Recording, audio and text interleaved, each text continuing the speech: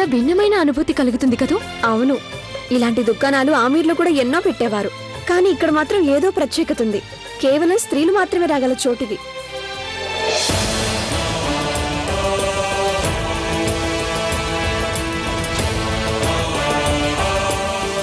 హుజూర్, ఒకసారి ఇలా చూడండి. షహన్షా గారు, ముందుగా నా దుకాణానికి వచ్చి దాన్ని పవిత్రం చేయండి.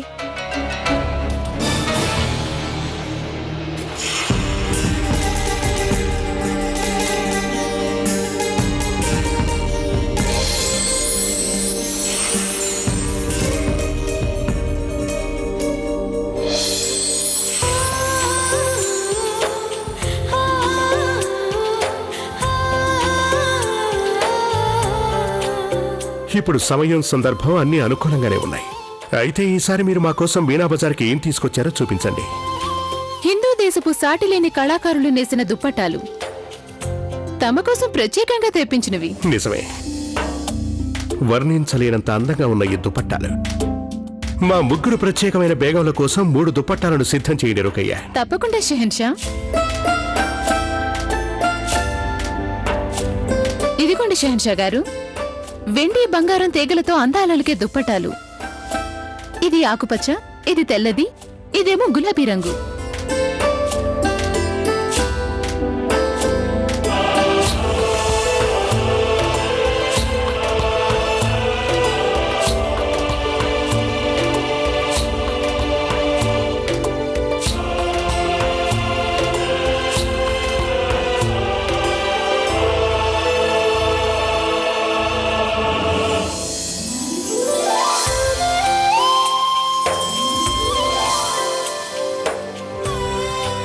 ఈ గులాబీ రంగు దుపట్టాను మేం మీకు కానుకగా ఇస్తున్నాం. తమరి నవ్వు చూస్తుంటే ఇదేదో అమూల్యమైనదిగా అనిపిస్తోంది. దేని మీద షెహన్షా గారి దృష్టి ముందుగా పడుతుందో దాని విలువ కూడా చాలా ఎక్కువగానే ఉంటుంది. కొంచెం ఆలోచించుకోండి. ఈ 3 దుప్పటాలు చాలా ఖరీదైనవి. షెహన్షా గారి బేగం అందం ముందు ఖరీదు ఎంతైతేనేంటి? ఇవాళ మీకు చాలా మంచి రోజు. ఇవి ఎంత ఖరీదైనా కూడా ఆ సొమ్ము మీకు చెల్లించబడుతుంది. నిజంగా ఇదే అన్నిటికంటే ఖరీదైన కొనుగోలు కాగలదు. శుక్రియా షెహన్షా.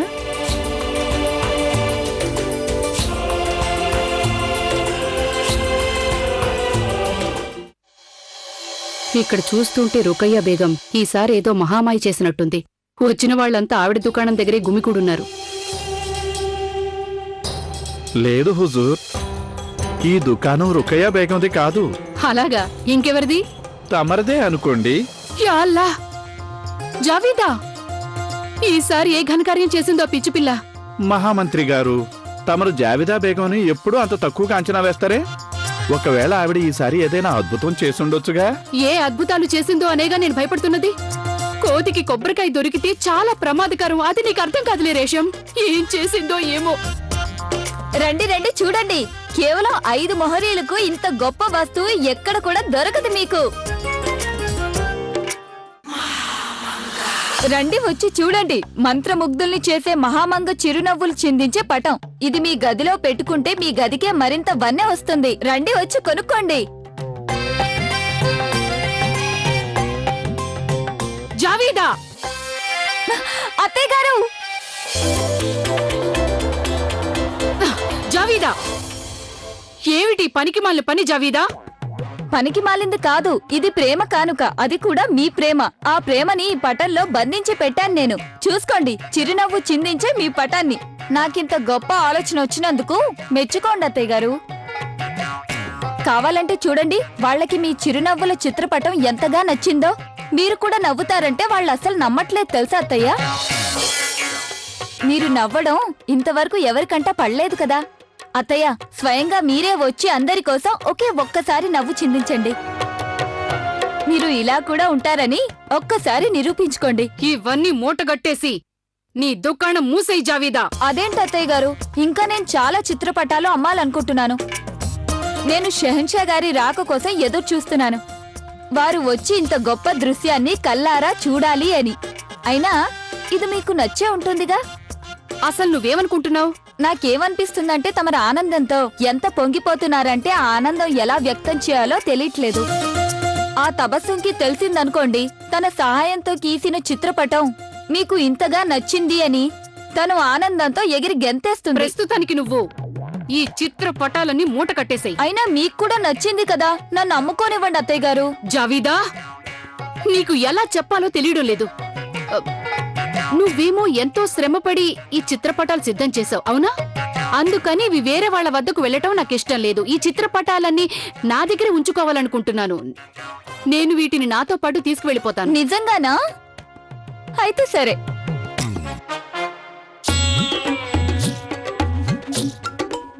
ఇంకో ఇక్కడే నిలబడ్డ రేషం, వెళ్ళి ఆ చిత్రపటాలన్నీ కట్టకట్టి తీసుకురా.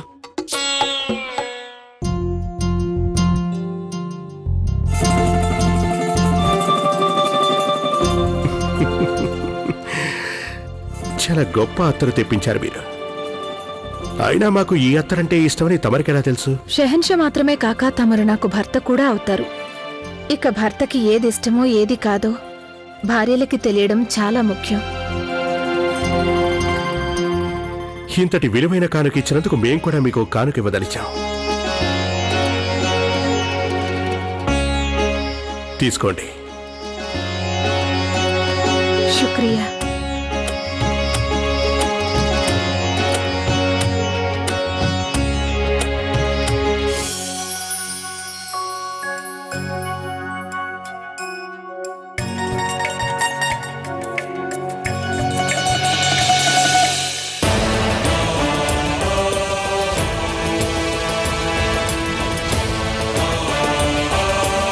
తమరు మొఘలాయి సామ్రాజ్యపు సంప్రదాయాన్ని అంగీకరించి మీనా బజార్లో పాల్గొన్నారు. అది మాకు సంతోషంగా ఉంది.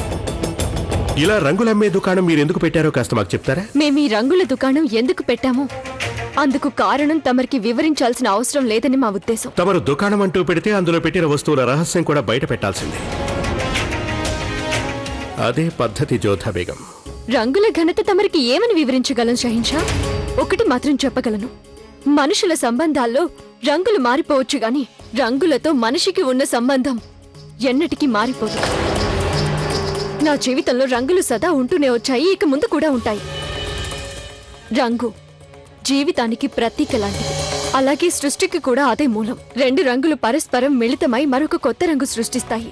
అయితే ఆ రంగులు పరస్పరం కలుసుకున్నప్పుడు ఒకదానికొకటి కళంకంగా తయారవుతాయి. మనిషినైనా వస్తువునైనా రంగు ఒకే ఒక క్షణంలో దాని తత్వాన్ని మార్చేయగలదు.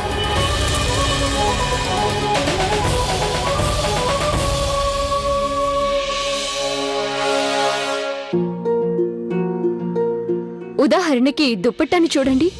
ఇది తెల్ల రంగులో ఉంది, అంటే ఇది శాంతికి సూచన వంటిది. అయితే దీని మీద వేరొక రంగు పడినప్పుడు దీని అసలు అర్థమే మారిపోతుంది.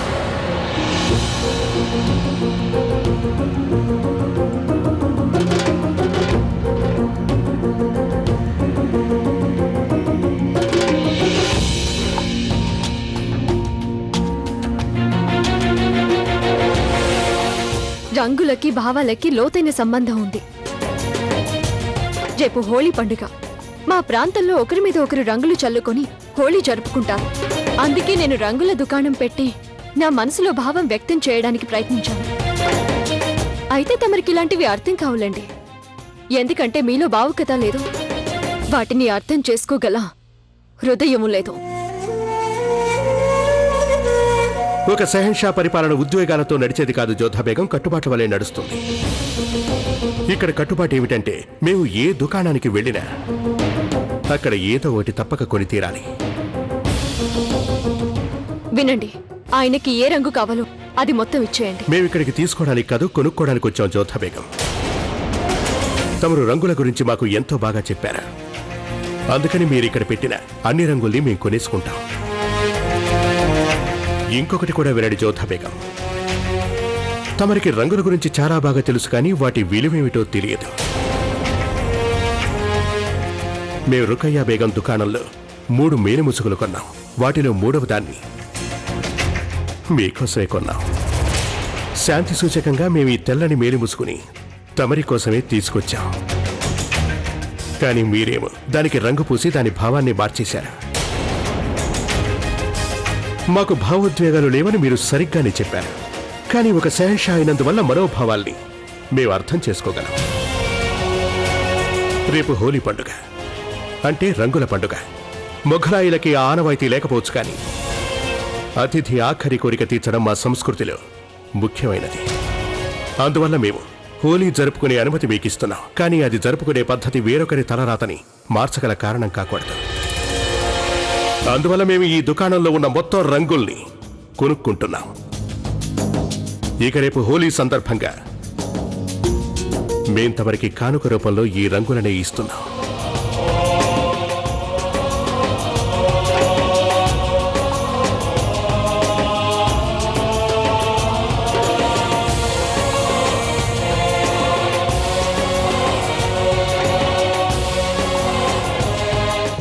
షెహన్షా, అయితే తమరు జోదా బేగం దగ్గర అన్ని రంగులు కొనేసుకున్నారన్నమాట.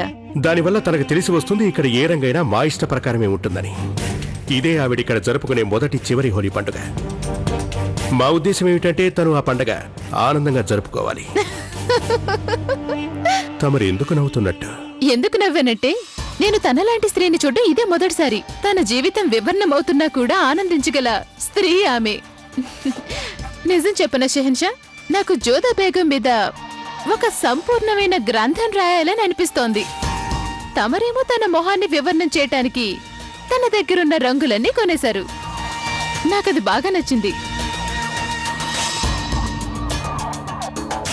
నేను మీకోసం ఒకటి తీసుకొచ్చాను.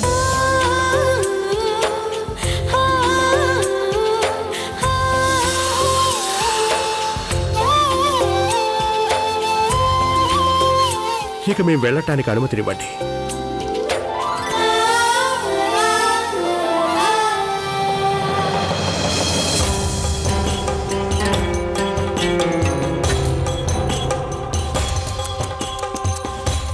బాధగా ఉందా రుకయ్య బేగం గారు?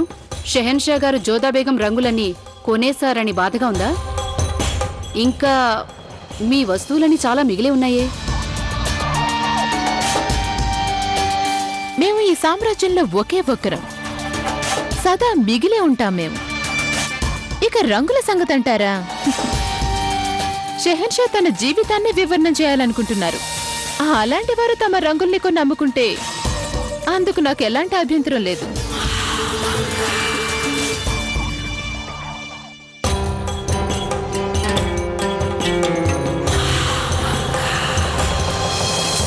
నాకు నిన్ను చూసి గర్వంగా ఉంది జోధా. అలాగే ఆనందంగా ఉంది నా మాట విని నువ్వు మీనా బజార్లో దుకాణం పెట్టావు. నాకు తెలిసి నీ రంగులతో సంతంతటా రంగులు వెళ్లి విరిశాయంట. జలాల్ నీ దగ్గరున్న రంగులన్నీ కొనేశాడట. ఇది నిజమేనా? తమరు విన్నది నిజమే అత్తయ్య గారు. అయితే షహన్షాకి రంగులు అమ్మడం వెనుక నాకున్న ఉద్దేశం వేరు. అది నాకు తెలియదు గాని మరి నీ ఉద్దేశం నెరవేరినట్టేనా? నేను అనుకున్నది ఏంటంటే షహన్షా రంగుల అర్థాన్ని, వాటి ఘనతని అర్థం చేసుకోవాలి అని. అంటే నువ్వనుకున్నది సాధించినట్టే కదా. హోలీ శుభాకాంక్షలు తల్లి. తమరికి తెలుసన్నమాట ఇవాళ హోలీ పండుగ.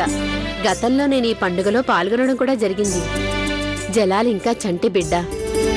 అప్పట్లో ఒక హిందూ రాజు దగ్గర తలదాచుకున్నాను. అక్కడున్నప్పుడే హిందూ రాణులతో కలిసి హోలీ జరుపుకున్నాను నేను. నాకు తెలియదు అత్తయ్య గారు. తమరికి మా పండుగ గురించి తెలిసిన సంగతి నాకు తెలియదు. నీ మతానికి సంబంధించిన కట్టుబాట్లు, సంస్కృతి, సంప్రదాయాల గురించి నాకు బాగా తెలుసు. అయితే ఈ పండుగ మాకెంత ముఖ్యమో అది కూడా మీకు తెలిసే ఉండాలి. హోళీ పండుగ అంటే కేవలం ఆనందం మాత్రమే కాదు, అలాగే గతంలోని జ్ఞాపకాల్ని కూడా గుర్తు చేసే పండుగ ఇది. అత్తయ్య, నాకు ఇక్కడ నియమాలు అతిక్రమించే ఉద్దేశం లేదు. అలాగే ఎంతో గందరగోళంగా హోళీ పండుగ జరుపుకుని ఇంకొకరిని బాధ పెట్టాలని లేదు. నేను కేవలం నా స్నేహితురాళ్లతో పాటు, అలాగే ఈ సంబరంలో నాతో పాటు పాలు పంచుకునే వారితో పాటు ఈ పండుగని జరుపుకోవాలని కోరుకుంటున్నాను. మరందుకు జలాల్ ఒప్పుకున్నాడా? ఒప్పుకున్నారు. వారు నాకు అనుమతి ఇచ్చేశారు. అయితే అత్తయ్య గారు, మా అమ్మ స్థానంలో ఇక్కడున్నది మీరే. అందుకని మీ అనుమతి కూడా నాకు చాలా ముఖ్యం. చెప్పండి, నేను హోళీ సంబరాలు చేసుకోవచ్చా? తప్పకుండా చేసుకో తల్లి. నేను మీ మతం అనుసరించే నియమాలను ఎంతో గౌరవిస్తాను. నాకు సంతోషం ఏమిటంటే క్రమంగా మా జలాల్ కూడా ఇవన్నీ అర్థం చేసుకుంటున్నాడు. అత్తయ్య గారు, నేను తమరి కోసం ఒక కానుక తెచ్చాను. నా జ్ఞాపకార్థం. తీసుకోండి. జ్ఞాపక చిహ్నాలు ఎప్పుడు ఇవ్వాలంటే వదిలేసి వెళ్ళినప్పుడు. నువ్వెక్కడికైనా వెళుతున్నావా?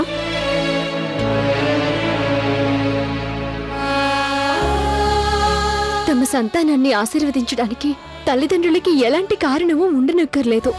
అలాగే పెద్దవాళ్లకి కానుకివ్వడానికి చిన్నవాళ్లు సందర్భం కోసం వేచి ఉండనక్కర్లేదు. నాకివ్వాలనిపించింది, నేను మా అత్తయ్య గారికి కానుకిచ్చేశాను. నువ్వు ఏ వస్తువు ఇచ్చినా అది నాకు చాలా అమూల్యమైనది జోధ. ఈ కానుక నేను చాలా జాగ్రత్తగా ఉంచుకుంటాను.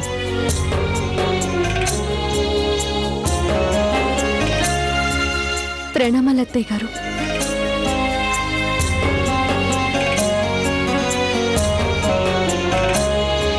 అసలేమనుకుంటున్నారు మీరంతా? మీ మతం స్త్రీయే ఇక్కడికి ఒక రాణిగా వచ్చేసింది కదా, దాంతో మీ తలరాత అంతఃపుర నియమాలన్నీ మారిపోతాయనుకుంటున్నారా? ఒకటి బాగా గుర్తుంచుకోండి మీరంతా, ఇక్కడ మీరు ఆగ్రాలో ఉన్నది మొగలాయి సామ్రాజ్యానికి సేవ చేయడానికి. మీరు ఏ మతం వాళ్ళో, మీ పండుగలేమిటో, సంస్కృతులేమిటో అవన్నీ నాకు పూర్తిగా అనవసరం. నేను చెప్పేది అర్థమైందా? మీలో ప్రతి ఒక్కళ్ళు ఇదివరకు ఎలా పనిచేసేవారో అలాగే ఇప్పుడు పనిచేయాలి.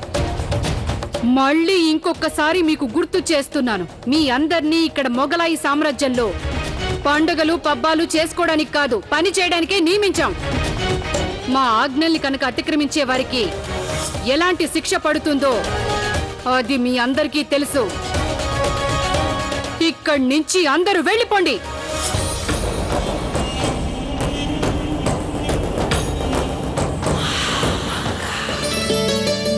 ఇదేమిటి రేవా, ఈ రంగుల్ని ఇక్కడ పెట్టావి? వీటిని బయట పెట్టాలిగా. వీటిని షహన్షా గారు పంపించారు.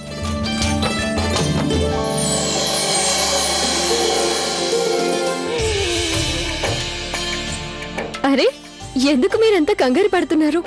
ఎవరికి ఏ ఇబ్బంది ఉండదు. మనమంతా ఇక్కడ హోలీ జరుపుకుందాం. పైగా ఇదే ఇక్కడ నాకు కూడా. మాకు తెలుసు రాణిగారు, ఇదే తమరికి ఇక్కడ తొలి హోలీ పండుగ. మాకు కూడా ఈ పండుగ చేసుకోవాలనుంది.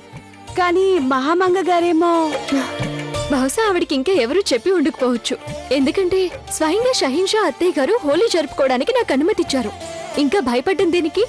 మీరంతా నాతో పాటు తప్పకుండా హోలీ పండుగ చేసుకోవాలి. ఆ దేవుడికి శతకోటి ధన్యవాదాలు. తమర్ని ఇక్కడికి పంపినందుకు కృతజ్ఞతలు. తమరి దయ వల్ల ఇక్కడ ఊపిరి పీల్చుకోవడానికైనా స్వేచ్ఛ లభిస్తోంది. ఇక ఇవన్నీ పక్కన పెట్టి రంగులు చల్లుకునే పండుగ ఆరంభించండి.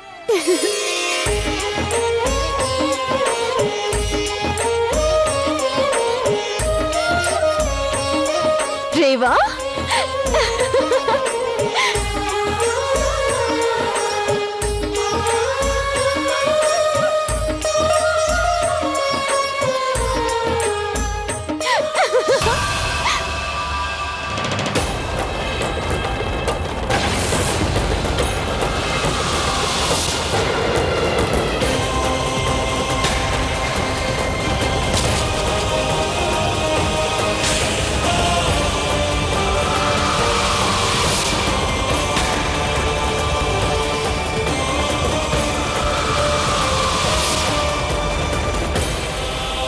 తప్పైపోయింది, క్షమించండి మహామంగ గారు.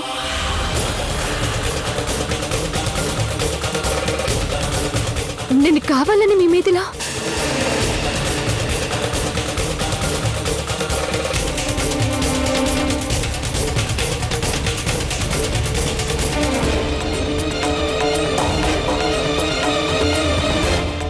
ఇదేదో గొడవ జరిగేలా ఉంది రాణిగారు. మహామంగ అలా ప్రశాంతంగా వెళ్ళిపోయిందంటే అది ప్రమాదానికి సూచన. ఇదేదో గాలివానికి ముందు ప్రశాంతత లాంటిది. నేనేం కావాలని ఆ పని చేయలేదే. ఇప్పుడు నేనేం చేయాలో నాకే తోచడం లేదు.